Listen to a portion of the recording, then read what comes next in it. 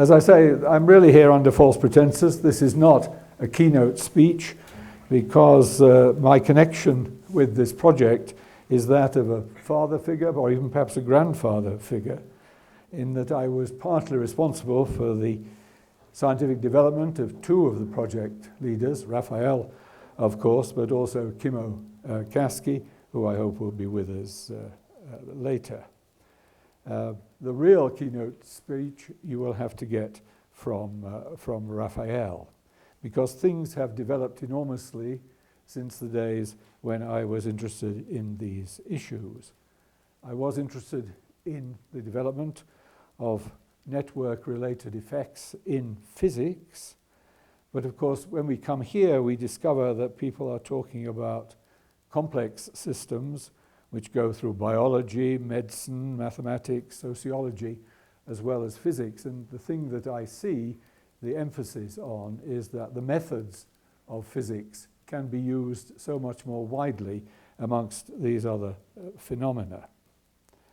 As I said, there's no such thing as a free lunch or a free trip to Mexico, which and so when I explained to Raphael that I'd been retired for 20 years and hadn't written a scientific paper for 10 years, he said, well, never mind, but tell us something about the past. So that is what you're going to get, in fact. Old men forget. What they do forget is how to make a PowerPoint presentation, anything sort of new like that. What they remember is how to use a view graph machine, which had to be dug out of the archives in order to allow me to make some minor presentation. When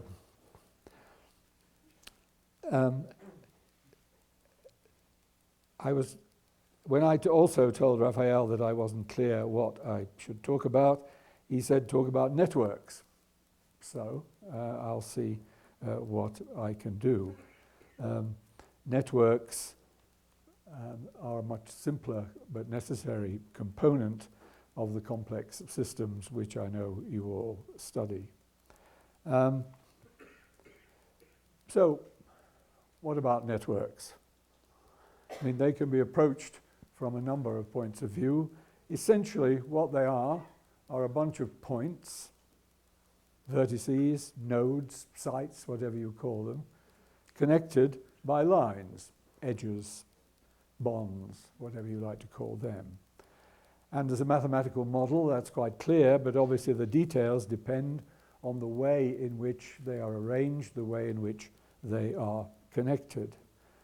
The key, perhaps, is the degree of the node, how many bonds, how many edges come out of that, and more continuously, how that is arranged across a complicated system.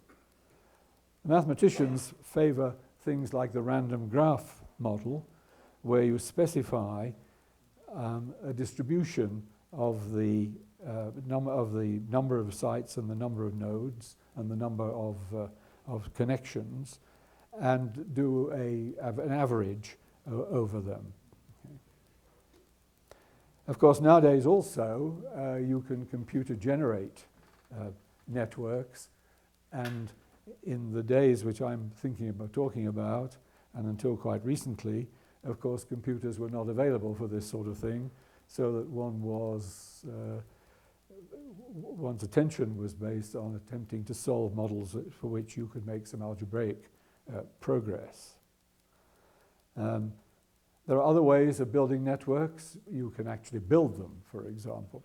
You start from a number of points, you add bonds to give you more points, then you add bonds, and so on. That's another way of generating. If you do that according to some rule, that's another way of generating a form of network.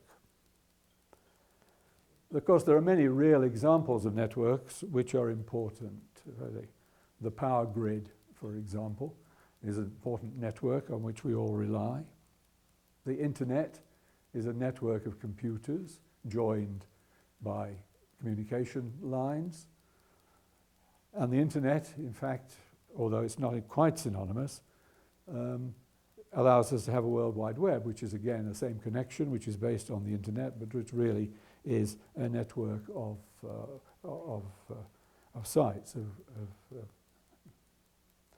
Then we have social networks. They're what we have. The nodes, the people are people, perhaps, and there are various forms of interaction. How they use their telephones. That's something I think we hear from Kimmo. Whether they come to Mexico or not. Whether they're related to Raphael. You might have a network of people who have sex together.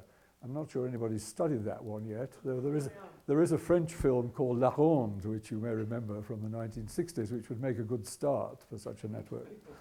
Okay. Extraction of oil and liquid through networks in rocks is another very important issue.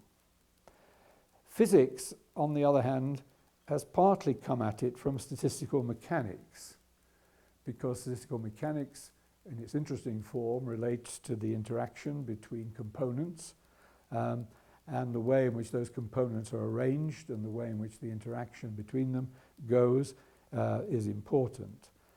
And perhaps there are two extremes, if you like. One is the regular lattice of atoms which you get in a crystal. That's a network because of the way the atoms interact with each other. Or very diffuse networks, which are perhaps not practical very often, but which you can deal with in mathematics quite easily, of which the so-called beta lattice, a tree, the mathematicians would call it a Cayley tree, the physicists would call it a beta lattice, although I don't think Beta himself ever called it that, actually. And I'll talk a little bit about that because it's one of the things that I did in the past. There's another aspect, a particular aspect of networks, which everybody is usually interested in, which is a form of what's called percolation, and that is, how connected is it? Can you get from one side of the network or from one point of the network to another point of the network?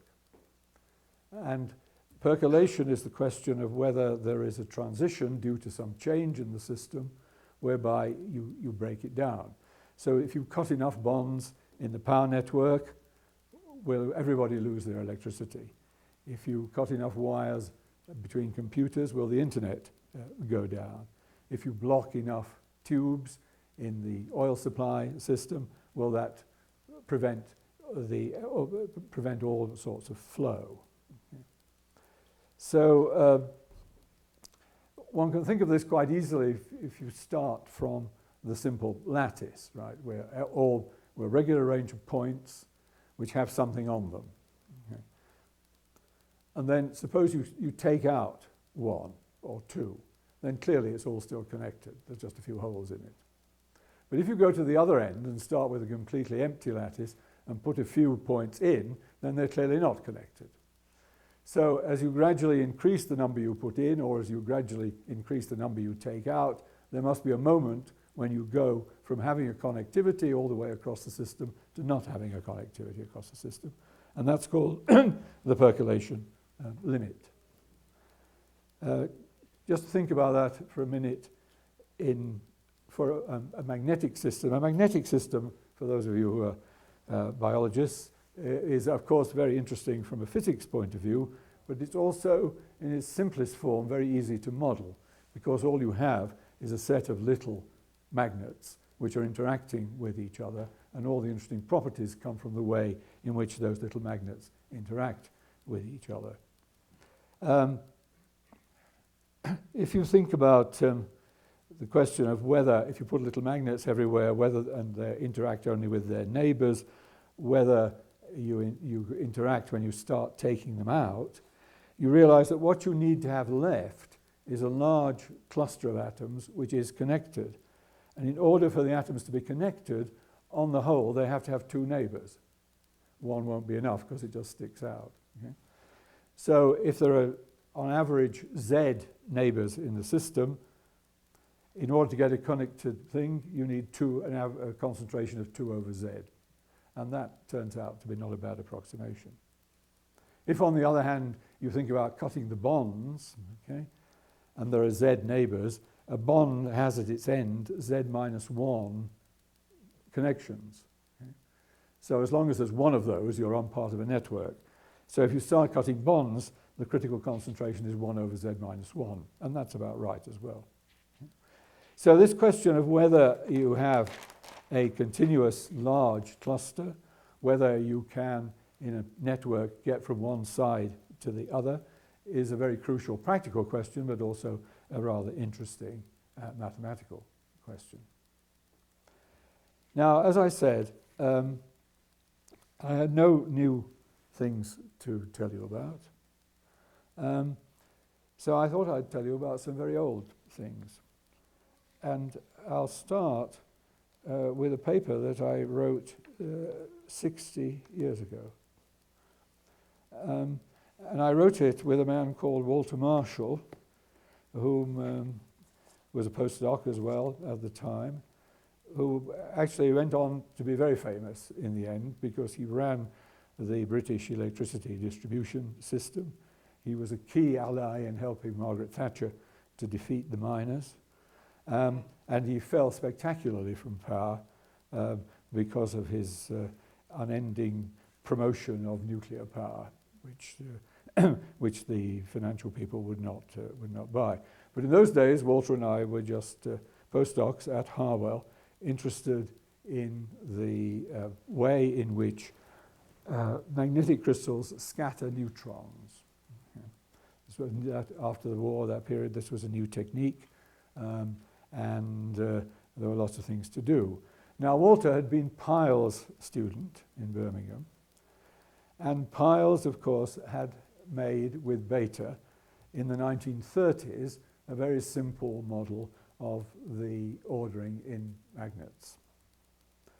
The traditional theory of getting an ordered magnet from the interactions predated quantum mechanics. It was Weiss in the early years of the 1900s who said, let the effects of all the other magnets on one that you're looking at be approximated by an effective field, the molecular field as it was called, or the Weiss field. And then you find that self-consistently, and you find that with the right sort of parameters, you get a transition to ordered magnetism. All the little magnets add up. What Bethe had done with Pyle's in the 1930s was to put some quantum mechanics into that. The quantum mechanics they'd put in was to solve a cluster of spins and put an effective field onto that cluster. What they didn't realize, and what I think Bethe never realized, was that that method was equivalent to adding onto the outside of the cluster a tree of interaction, a tree of other sites. Namely, from that point on the cluster, you never got round to anything that came from another point on the cluster. You just fragmented as you went out into this tree. What here's some good technology, you see.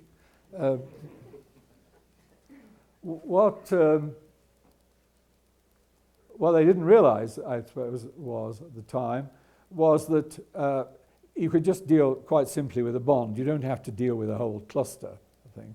You can just take a bond, look at the proper interactions from the ends, and solve that problem. So here's a very simple solution. We take the Ising model, which says that the interaction between the spins are given by this thing, which can be either up or down. The interaction is between neighbors, so it's positive, or if J is negative, you gain energy if they're both up, and you lose it if one's up and one's down. And the order depends on the amount of, or the excess of up over down. On the average, there'll be as many up as down, but the interaction will prefer to put them together. And the response to neutrons is the Fourier transform of the coordinate correlation between the spins. Now, this is a terribly simple model because that correlation function can be written like this, but all the sigma 1 squared, sigma 2 squareds are 1 because sigma is either plus or minus 1. So they disappear, and so that's equal to that, but it's also equal to this to the nth. And you do the quantum mechanics on a little bond, and you find it's equal to tanh of the interaction over the temperature. Beta is 1 over the temperature. And it's so simple you can do it for a distribution of things as well. Okay. So that had all been done. What Marshall and I did was to do the Fourier transform, which nobody had done. Of course, it's a very unphysical model, because just adding these extra trees on the outside doesn't give you that uniform distribution of magnetic sites that a real crystal has. Okay. So starting from thinking of it as a cluster, starting from the central site, you have what's in the middle, and then what starts from all the points delta. And this thing here is this stuff, this tree that comes out of one of the neighboring sites. Mm-hmm. But you can also use the bond, and you can start at naught, say, go to the next site, and then there's a tree beyond there. So there's a tree at naught and there's a tree at delta. And you can either start at naught or start at delta. And you've got a pair of consistent equations, and here's the answer. Now, the usual case for order is k equals naught, and it comes out to look like this. So that if you expand this out, there's 1 plus z times k. Z is the number of neighbors. K is the connection to that neighbor. But the correction to that, because it's added to this tree, gives you this extra factor underneath. And then you iterate that as you go out, and that's what gives you that answer. And this diverges when k is 1 over z minus 1, when tanh is that, when a certain temperature occurs. And the only thing Walter and I did was to expand gamma k to power k squared. When g looks like this, its Fourier transform is an exponential with a characteristic inverse length. So it's got the correlation, which is essentially the size of the clusters which have the spins pointing the same way, increases in this fashion with this factor and diverges when you reach Tc. That's known as a critical effect. It's well known, and of course it has quite interesting factors when you solve it as a proper phase transition. So, biologists, that's a very simple example of how physicists dealt with a network, a very simple network, a tree network. You can also, as I said before, average, because these things are connected and they all commute. There's no problem about that. So if you assume a dilute case where some of the bonds have J and some of the bonds aren't there, are cut, and you work this through, you find that indeed you have to have a concentration of 1 over z minus 1, as I roughly said you had to have, because that simple argument holds exactly in this tree case. So you actually get that, and this is the way in which that correlation length along, in other words, the inverse of the size of the cluster varies. And the cluster, which is connected, gets bigger as you increase the concentration and becomes infinite when p is 1 over z minus 1. It's the same idea. Okay. Now, I mentioned at the beginning that 20 years later, I had two very bright students. One was Kimmo Kaski, who was interested in things not related to this, namely in the diffusion of particles along these kinds of networks, with the added complication that the particles could interact with each other. So you had, if you like, a series of pipes down which you were sending balls, but if one ball got stuck, then all the balls behind it would get stuck. And so there was quite a complicated problem there of the way in which diffusing, in that case, atoms or balls through a network could get into trouble because there are other balls in the way as well as blocks in the network. I like to think that led him eventually to think about social networks. amongst the biomedical things, which are the social networks, which have interesting properties and which are widely used, are the question of the spread of epidemics. Okay?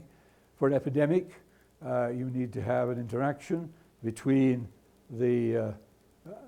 what's passed from one to the other is not the telephone message, but bacteria or something.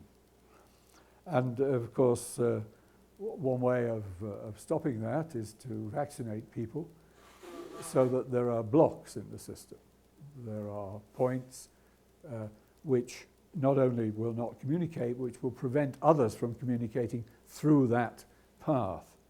So that the modelling of epidemics of a network with blocks or missing sites in it is a good model of epidemics.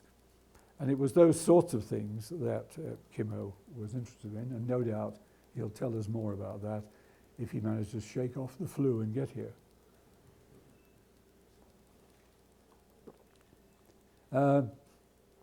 My other student was called Rafael Barrio, and we were interested in the properties of amorphous and glassy materials.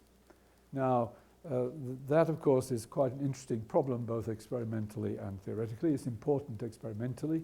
At that stage, amorphous silicon was not a very widely understood problem, though of course it became very important for solar panels eventually. And of course glasses are again certainly arranged silicon with oxygens on the bonds in that case, in the case of common silicon oxide glass. So these are atomic arrays which are not precisely ordered but have very good local order, because the chemical bonding is such that you have very strong tetrahedral coordination locally. But then that tetrahedral coordination, as you go out to more distant neighbours, breaks down and you don't have a proper crystal. And that's quite difficult, A, to examine experimentally to discover exactly what you've got, or B, to model theoretically. But it did seem to be a good example in which you could use this beta lattice technology, because you could make sure that the local order was preserved, but the more distant order was obviously not now in the form which it actually was in the glass, but it was random in a way in which you could deal with it algebraically. So as I say, while some experimentalists rather poo-poo the idea that you could learn anything about this, theoreticians are very keen on it because they could do the algebra. So if you think about vibrations on a beta lattice, which is what one of the things Raphael was interested in, then, well, first of all, vibrations arise from a harmonic interaction. U is the displacement of individual atoms, and there's a coupling which tells you that the potential energy is the square of the vibrations, and it depends on the relative displacement of neighbouring or non-neighbouring atoms. And what you're usually interested in is the correlation between a displacement on one atom and a displacement on another atom. If you know that, then you can calculate any number of properties. The displacement-reducement function is quite simple. In fact, if you write this as a matrix, it's the inverse of this complicated matrix. Now, if you want to model the vibrations of this system, you obviously need a force constant which relates to the length, stretching of the bond, because that clearly will cost you energy.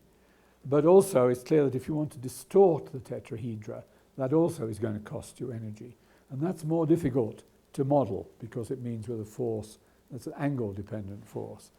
But Max Born had much earlier said, well, actually, if you add this rather artificial term which prevents atoms moving sideways, then you are modeling to some extent that rigidity against the thing. So why this Born potential, which is a stretch potential alpha and a sideways potential beta, is widely used in this case. So now we're doing very much the same thing as we did in the other case. We want to know how the displacements, relative displacement between the origin and atom n steps away relates to one n minus 1 steps away. And there's a transfer factor, which was the same k as we had before. But in this case, because atoms are moving along and perpendicular, because there's in fact 3 dimensions, although you can reduce it to 2, this is actually a vector, a matrix problem.